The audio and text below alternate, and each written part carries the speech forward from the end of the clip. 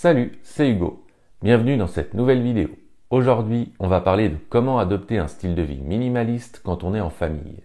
Que tu aies des enfants, que tu vives avec ton ou ta partenaire, ou que tu sois simplement entouré d'êtres chers, le minimalisme n'est pas qu'une démarche individuelle. Dans mes précédentes vidéos, je t'ai déjà donné des astuces pour désencombrer, pour devenir minimaliste en quelques étapes simples, et pour voir en quoi le minimalisme peut résoudre de nombreux problèmes du quotidien. Ici, on va se concentrer sur la dimension familiale. Comment impliquer tout le monde dans cette démarche, comment gérer les émotions et les habitudes de chacun, et comment avancer ensemble vers un quotidien plus simple et plus heureux. On commence avec la première partie, comprendre les bases du minimalisme en famille. Avant de te lancer, il est important de bien comprendre ce qu'est le minimalisme, surtout quand on vit à plusieurs. Comme je te l'ai déjà expliqué dans mes précédentes vidéos, le minimalisme n'est pas l'extrême privation. Ce n'est pas vivre dans une pièce vide avec un seul bol et une cuillère. C'est plutôt le fait de se concentrer sur l'essentiel et d'éliminer le superflu. C'est une démarche personnelle, mais qui touche tout le foyer. Même si c'est toi qui proposes l'idée, tes proches et tes enfants vont vivre les conséquences de ce changement. Donc, ce n'est plus uniquement tes vêtements, tes bibelots ou tes meubles. On parle d'un projet collectif. C'est aussi se libérer du désordre mental et matériel.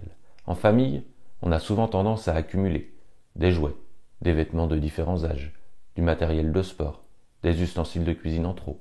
Le minimalisme permet de désencombrer l'espace et l'esprit pour mieux se concentrer sur les moments de qualité. Le plus gros piège, c'est de vouloir imposer ses choix à toute la famille sans discussion.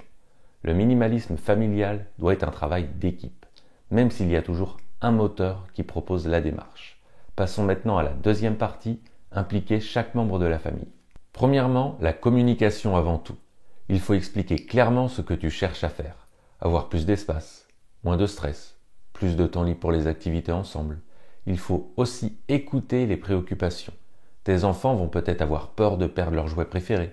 Ton ou ta partenaire aura peut-être du mal à se séparer de certains objets chargés de souvenirs. Il faut faire des compromis.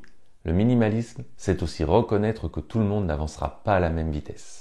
Ensuite, il faut définir des objectifs communs. Il faut décider ensemble de catégories à désencombrer en premier. Vêtements, jouets, livres ou documents.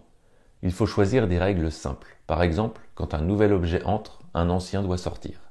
Et il faut fixer des dates de bilan. Dans 1 mois, puis dans 3 mois.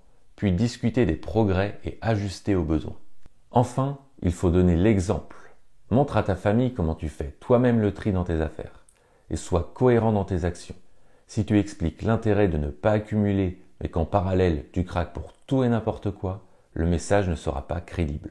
Si tu aimes ce type de contenu et que tu souhaites poursuivre ta démarche vers plus de minimalisme, pense à t'abonner à la chaîne pour avoir plus de conseils et d'astuces.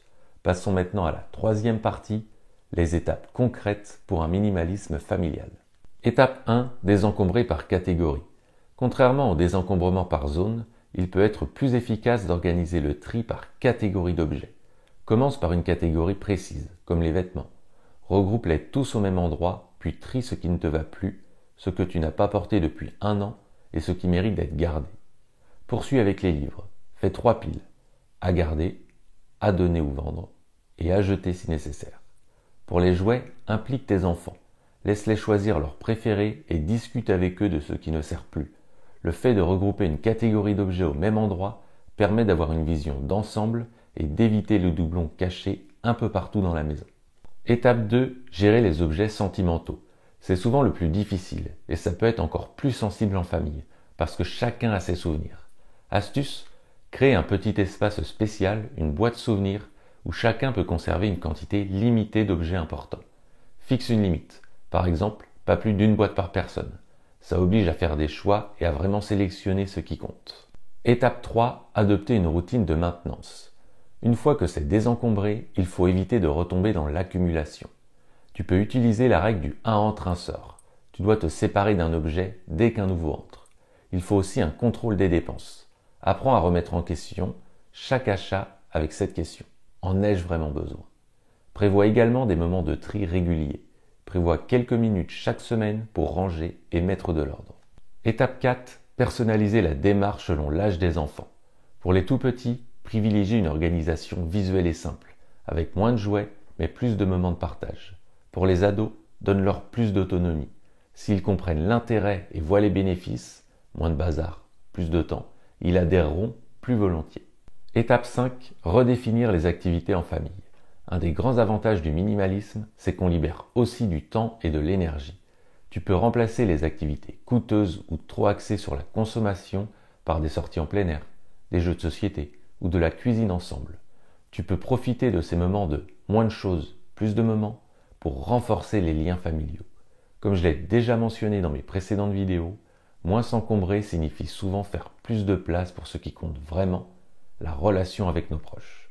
Passons maintenant à la 4e partie, les bénéfices concrets d'un minimalisme en famille. Premièrement, moins de stress et de conflits. Quand il y a moins d'objets qui traînent, le rangement devient plus rapide et moins source de disputes. Un environnement épuré, c'est un climat familial plus calme où chacun peut se concentrer sur des activités qui l'épanouissent. De plus, tout le monde sait où ranger chaque objet.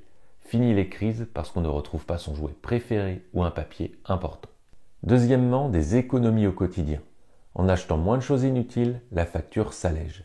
Les économies réalisées peuvent servir pour des projets communs, vacances, loisirs ou encore épargne pour l'avenir. En revendant ce dont on ne se sert plus, comme les vêtements, jouets ou appareils, on récupère un peu d'argent tout en faisant circuler les objets vers ceux qui en ont besoin. Ensuite, plus de temps libre et une meilleure organisation. Moins d'affaires signifie moins de ménage et de rangement. Tout est plus simple à entretenir. Ce temps libre peut être réinvesti dans des moments de partage en famille, une balade, un atelier créatif ou un repas convivial. En laissant place à l'essentiel, on gagne en clarté d'esprit et on peut mieux s'organiser, y compris pour des tâches comme les courses ou la préparation des repas. Puis, des enfants plus autonomes et responsables. En voyant leurs parents valoriser l'essentiel et réduire le superflu, les enfants apprennent à faire des choix et à trier leurs propres affaires. Ils développent leur sens de la responsabilité. Ils comprennent mieux la valeur des objets qu'ils conservent et se montrent plus respectueux de ce qu'ils ont. Cette autonomie se voit aussi dans la gestion de leur emploi du temps et de leurs envies.